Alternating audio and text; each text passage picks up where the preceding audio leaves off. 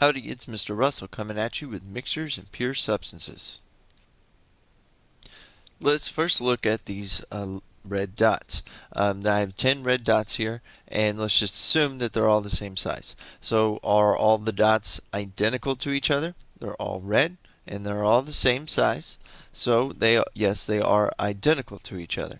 Now what happens if I do something like this? I add one green dot. Now they're not all identical to each other. I've got one little Lone Ranger here, one little Lone Wolf. This will now make it a variable composition. That's the key term, and that's going to be a key for unlocking the mixtures in the pure substances. All matter can be broken down into two different categories of mixtures and pure substances, based on if it has a variable composition or not. If it does have a variable composition, it's a mixture, and if it has visibly distinguishable parts, it is a heterogeneous mixture, but if you can't visibly distinguish them, it's a homogeneous mixture. The pure substance will be contain, you have to ask yourself, does it contain different types of atoms? So if it doesn't, it's just an element, or it could be a compound.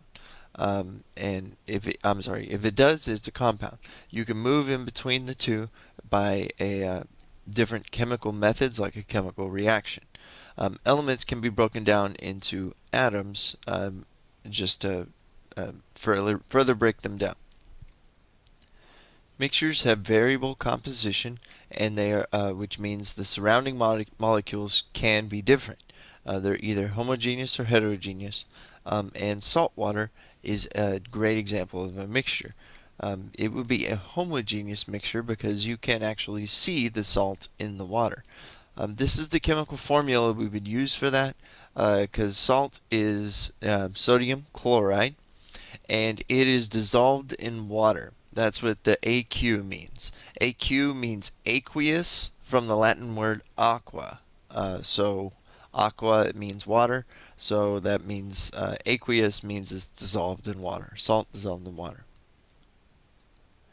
Pure substances do not vary in composition, and every molecule is exactly identical to the other molecules around it.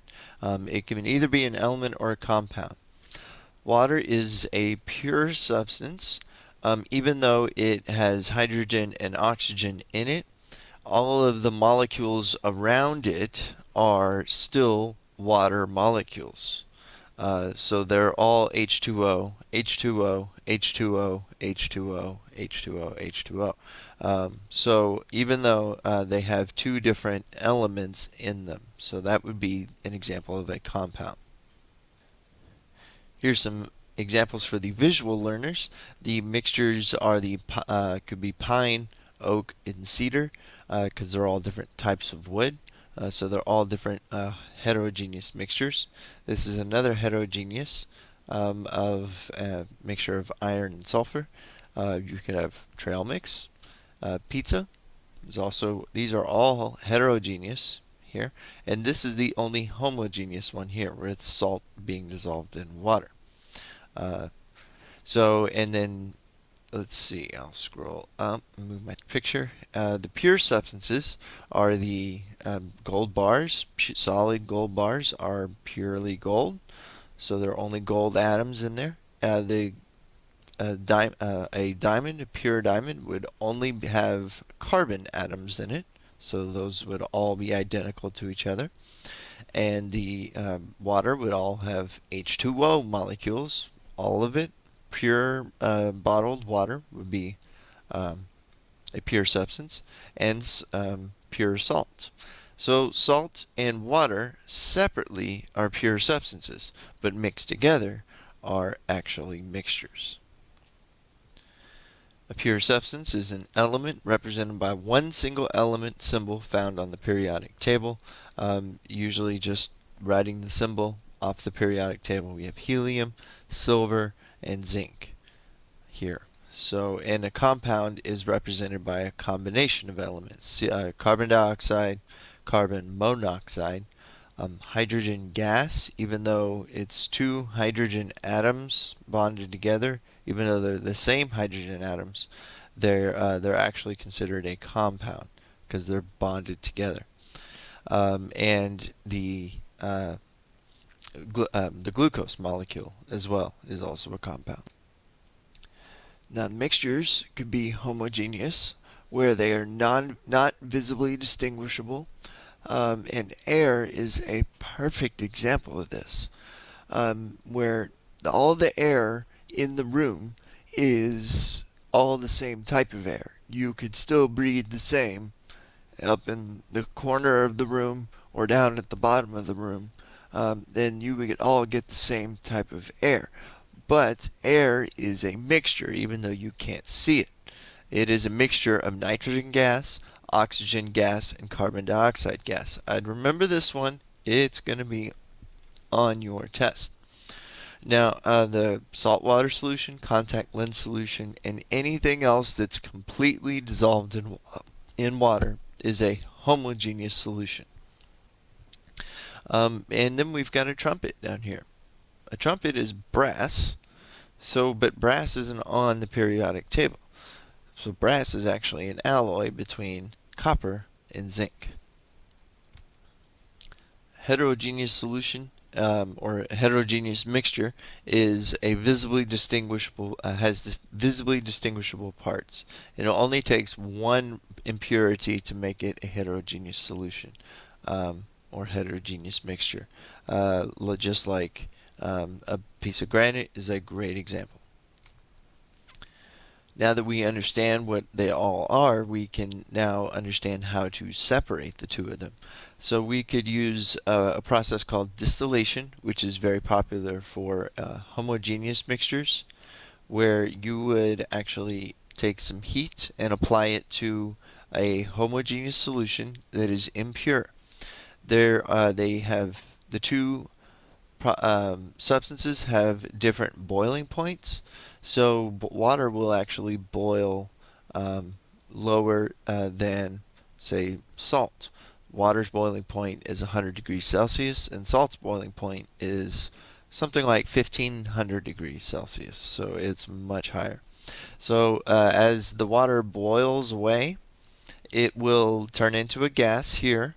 And then as it goes through a condenser, it's cooled down and turned back into a liquid.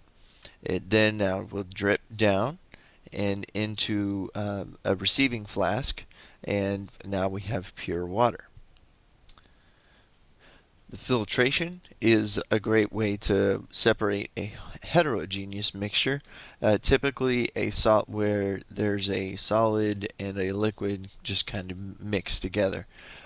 Something like muddy water is a great example.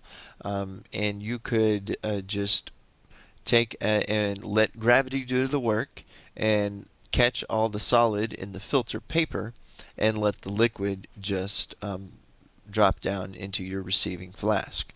If you've ever made coffee before, you've done this process because you've poured coffee onto some coffee grounds, and the grounds have been left up in the filter in the coffee maker, and you just get your liquid coffee down at the bottom, which is tasty. A great example is of this separating some mixtures based on their chemical properties is the paper chromatography, where you can separate a black Sharpie dot just by taking advantage of something called polarity. The Sharpie mark is in the stationary phase. Now the water is in the mobile phase and will travel up the paper over time. As it travels up, it will actually pull those colors out. The black is not actually a color, it's a combination of colors. It's a mixture of colors. So the interaction of molecules will actually pull those colors away. Here's a great before and after shot of it before and now afterwards. You can see that most of the Sharpie mark was yellow because it has a higher length, and then some of it was red, and then the rest of it was blue. Each color, the length of each color shows the amount of each color that was in the original sample. Could you separate how would you separate the following mixtures? Salt dissolved in water, mud mixed with water, and iron filings and sulfur powder in a beaker. Salt dissolved in water will look like this if you just distill the water, taking advantage of their boiling points.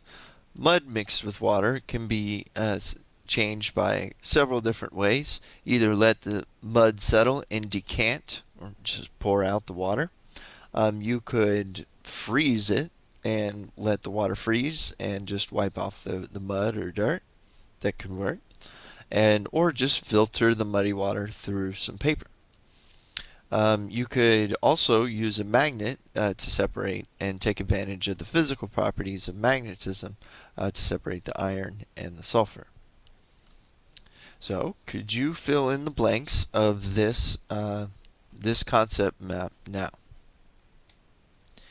If you can't, feel free to rewatch the video or go back to the certain part and make sure you understand and know what each one of these is. Thanks for watching, y'all.